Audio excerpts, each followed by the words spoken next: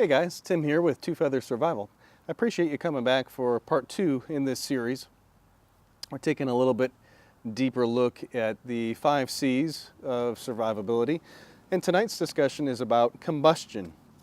So before me here I have a couple different styles of combustion, and before I talk to you about that, I want to remind you that last night's video was on cutting tools, and you need to kind of bring this all forward as we go throughout the week. After I get through these 5 nights of discussion, I'm actually going to show you skill sets that you can build on based off from everything that we have discussed throughout the week. So cutting tools is going to be something that you want to bring forward into your fire building and fire making ability. If I have a blade of some sort or a cutting tool of some sort, then I have a way to process down firewood so I can get my fire lay built correctly. And I don't want to make this video about fire lays. There's a lot of different ways that you can do that and a lot of different school of thought on that. But if I don't have that knife, then I have to find some way out in the wild to create some sort of a means to cut that, either by stone or by glass. So that's why cutting tools are so important to have with you, and make sure that you have brought in those items in to the woodlands with you. All right, enough about all that. A couple things that I want to say before we even get started.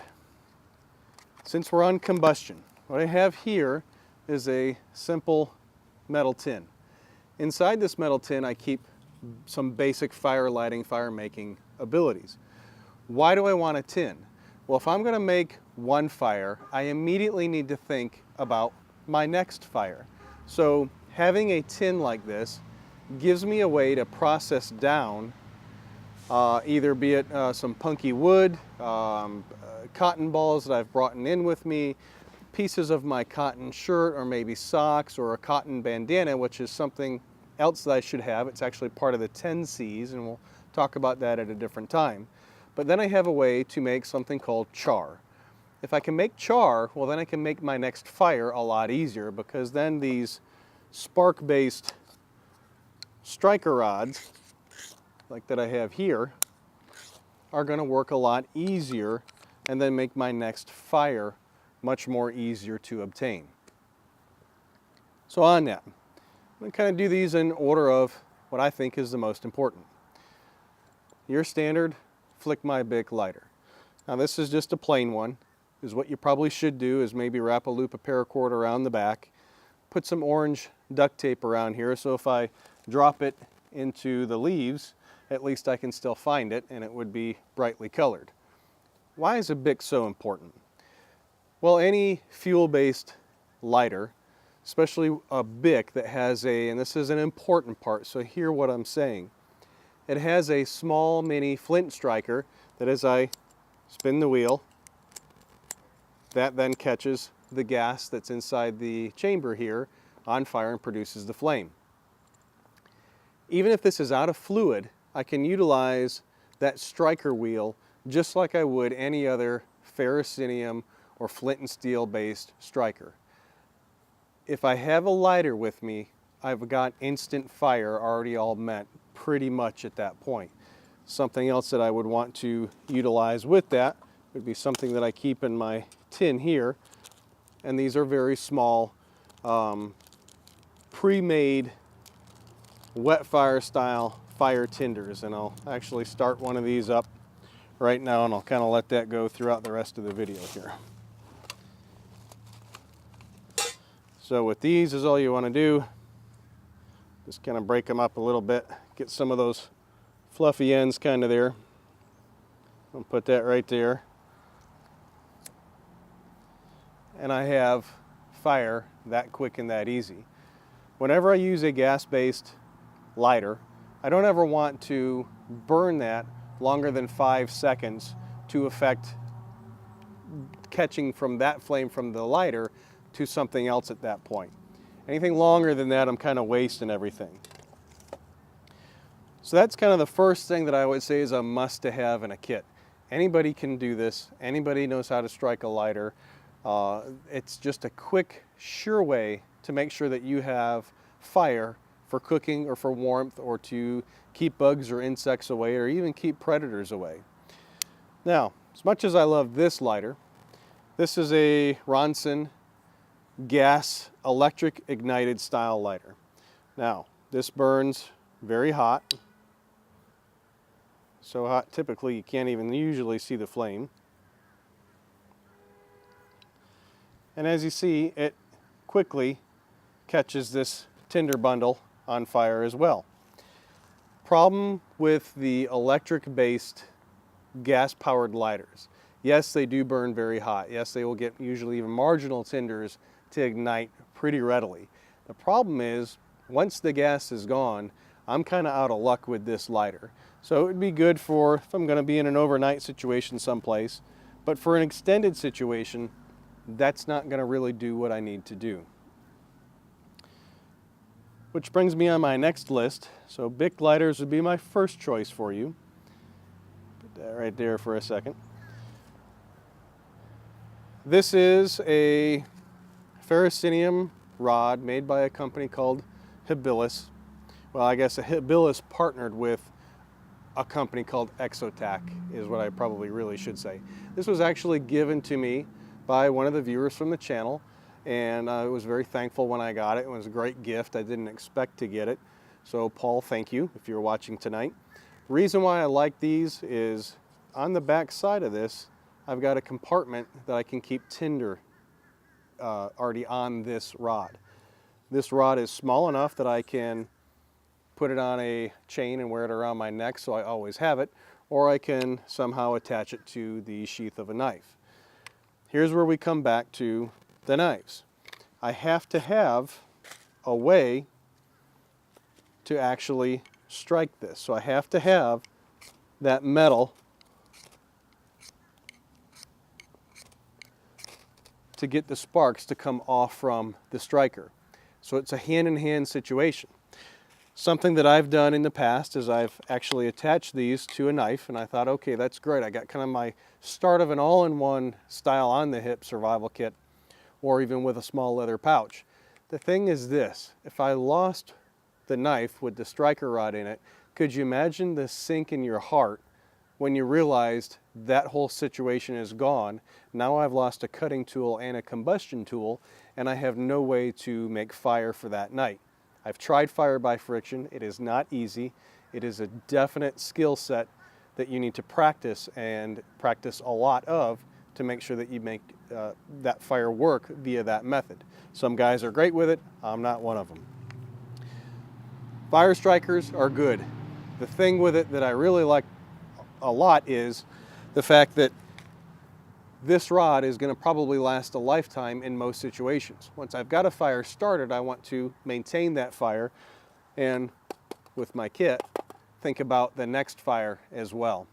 So there's my next kind of safety tip. The other good thing with the fire strikers, I'm going to grab in my little tinder bundle down here. I've got just a hodgepodge of tinder that I usually keep with me. Some of this is something called paper bark. As long as I understand how fires work and how to get a fire lay to work properly. I got the wind kind of working against me here tonight, guys, so have to bear with me just for a second. As long as I understand how all these items work together, they're really, with having multiples of my fire kit with me, there's no point in time that I should ever really have to struggle to get fire. Now, like I said, it's a little windy. What I'm going to do here is, in the back of this also has a small storage compartment. I'll keep a little bit of dry cotton ball in there. There we go. That bark is very oily and very resinous. A couple quick strikes, and that really should be what it takes to get things started. It shouldn't take a lot of kind of having to mess around with this stuff. If I then have my other tinders ready to go, and the rest of my fuel for my fire, well, then I should be well on my way to making a decent fire so I can cook with or process water. That's kind of why I wanted to talk about fire in this video, which was our second part of the video, because the next part that I'm going to talk about is containers. Most people have a container to process water or to cook in. Mainly it's to process water. Here's tonight's challenge for you. Number one, I want you to know how to make a fire in about 5 seconds or less. At least get the initial stages of that fire going. The next thing is, since we're going to be looking at containers tomorrow is what I would like you to do. So tonight's homework is know that you can make a fire in 5 seconds or less. Make sure that everything in your kit will help you with that. Tomorrow's homework is this. Most folks don't take in enough water on their day-to-day lives. Tomorrow, I want you to make sure and focus in the fact that you drink 8 glasses of water. So on Wednesday, I want you all to think, I need to drink 8 glasses of water. Tomorrow night's video, when we talk about containers and water processing, that's going to become very clear to you on how important these first two part of this skill set is to then bring that forward with you for Wednesday with our our container video to process water. I shouldn't really say procurement. It kind of is for procurement purposes. I have to have a container first to be able to put it in, but that's tomorrow's video. So for tonight, we've got fire by Flick My Bic or fire by matches. Matches can get wet. The butane lighter, even if it gets wet, you can dry it out fairly easy and get that to work. So I've got a fire by Flick My Bic. Then you should look at fire by some sort of a ferrocenium rod striker system, whether it be the Strike Force or the Exotech fire striker that I showed you from Habilis. Either one of those would be great things to have in the kit. And don't think just one, think two, maybe putting another one inside a paracord bracelet, anything like that. Before I burn down the house here, let me put that out real quick. All right, guys, well, there's some quick points to look at with fire lighting and combustion. There's all kinds of videos out there about how to make different fire lays, how to go about fire by friction, but these are, again, common man based that everybody should have in their pack or at least on their belt.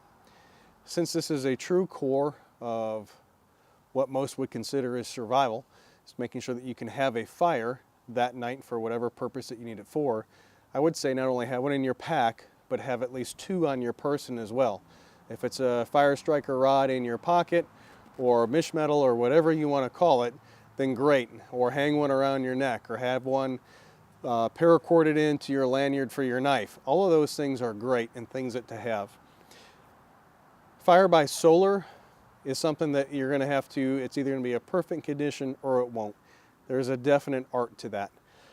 Fire by Flick My Bic is probably the easiest way that you can procure fire and have it that night and be for sure that you're going to have a fire. So a for sure fire method is something very important to have.